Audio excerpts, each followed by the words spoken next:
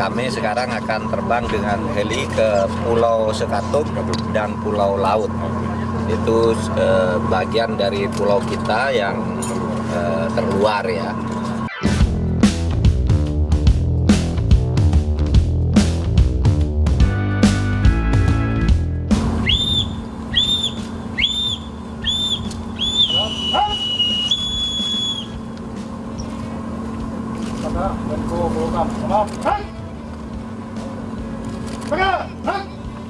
Lapor, pesawat dan siap.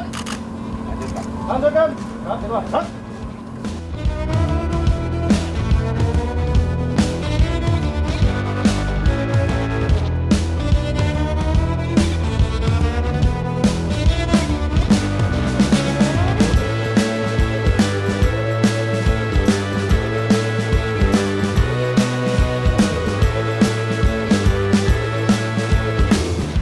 Satu-satunya akses menuju ke Pulau Laut ini adalah jalur laut. Kecuali menggunakan helikopter juga bisa, jalur udara, tapi hanya menggunakan helikopter. Sedangkan untuk masyarakat setempat ini harus menggunakan jalur laut. Jadi memang fasilitas umum atau fasilitas publik yang dibutuhkan oleh masyarakat setempat itu sangat mendukung bagaimana aktivitas keseharian mereka dalam ekonomi, kemudian pendidikan, dan lain sebagainya.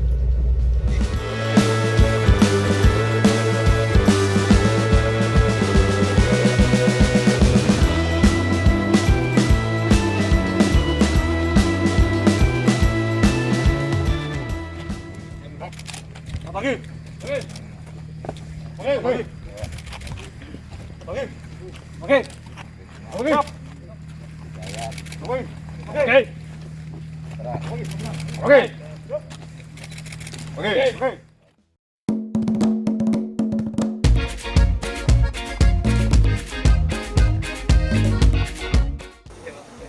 Dari BNPB bekerja sama dengan Bappenas sudah menetapkan kecamatan.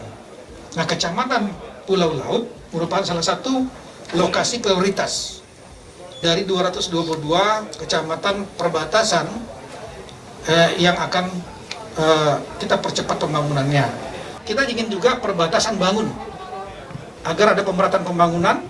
Kalau desa-desa perbatasan ini kuat ekonominya, maka juga akan memperkuat baris pertahanan kita, ya, NKRI. Strategi percepatan pembangunan ini, kita dari bottom up melihat potensi wilayah untuk potensi pembangunan dan potensi pertahanan.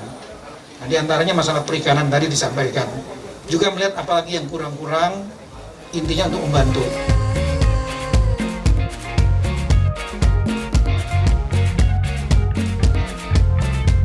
Halo sahabat Kompas TV, saat ini saya sedang berada di salah satu pulau terluar yang berada di Pulau Laut, Kabupaten Natuna, dan saya akan ngobrol sedikit sama salah satu tokoh masyarakat yang sebelumnya juga kepala camat di sini ya Pak ya, dengan Pak Tabrani. Boleh geser ke sini Pak biar backgroundnya. Oke.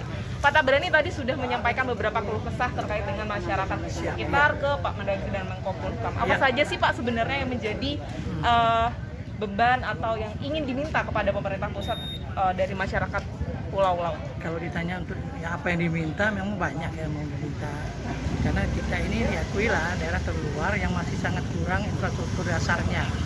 Seperti yang saya Berarti infrastruktur dasar, jalan, pelabuhan yang masih belum terbenahi, komunikasi dan lain-lain lah. Itu. Jadi ya tentu di saat-saat seperti ini kami juga udah dikatakan trauma lah. Begitu datang menteri, begitu datang apa, kami sampaikan seperti apa adanya hari ini.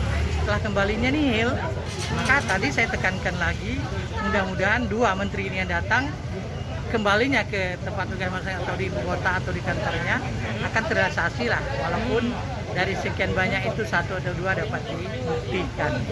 Tapi tadi udah dapat tanggapan langsung dari Mendagri. Iya. Gimana tuh Pak? Jawabannya apakah sudah cukup memuaskan atau seperti apa? Ya, saya rasa cukup memuaskan. Kita tunggu aja lah saatnya nanti realisasinya kayak mana. Tapi nampaknya sudah begitu serius dari Pak Mendagri. Tadi di wawancara juga sudah menyampaikan. 2 minggu dibilang Pak. 2 minggu. Mudah-mudahan lah janji beliau itu bisa ditepati.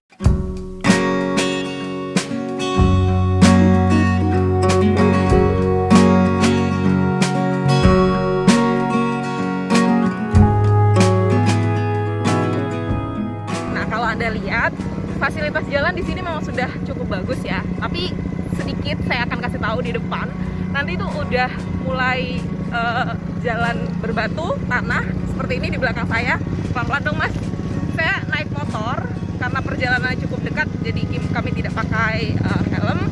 Cuman yang ingin saya beritahu adalah fasilitas jalan di sini masih kurang memadai begitu, masih tanah dan cukup menyulitkan bagi masyarakat sekitar. Karena ini tidak semua ya Mas ya, yang kayak gini ya Mas ya. Jalannya itu masih berbatu semua dan kebanyakan memang belum diaspal, dan itu juga menjadi salah satu keluhan masyarakat. Selain itu juga ada lampu jalan. Lampu jalan di sini juga kurang memadai sehingga menjadi cukup berbahaya bagi masyarakat untuk bisa mengakses dari satu desa ke desa lain. Dan menurut informasinya di Pulau Laut ini ada 3 desa, dan ini menjadi salah satu pulau terluar di Indonesia yang berpenghuni. Kalau tadi Pulau Sekatung adalah pulau terluar tanpa penghuni, hanya dijaga oleh aparat TNI. Nah, kalau Pulau Laut ini berpenghuni dengan jumlah kakak sekitar 2.000 kakak, dan ini juga menjadi concern seperti apa fasilitas-fasilitas yang diberikan kepada masyarakat di Pulau Laut ini. Dan harapannya memang dengan kunjungan tadi dari Menteri Dalam Negeri dan juga Menko Polhukam ada keberlanjutan terkait dengan seperti apa fasilitas yang bisa dibangun atau dipercepat di kawasan ini, entah itu listrik, kemudian jalan, dan juga fasilitas-fasilitas publik lainnya. Alfania Rizky, Kompas TV, Kabupaten Natuna.